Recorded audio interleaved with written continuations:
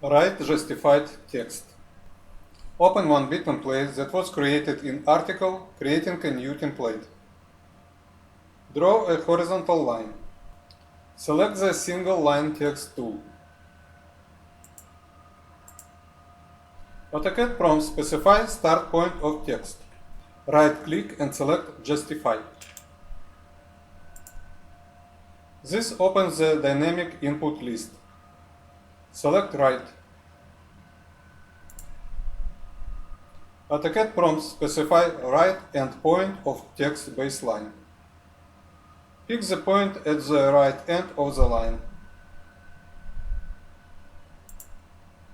AutoCAD prompt specify height. Type 0.5 and press Enter.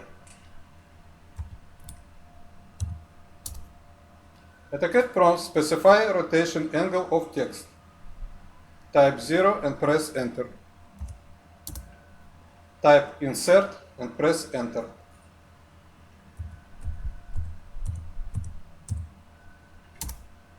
Press Enter again to end the command. You can see result on the screen.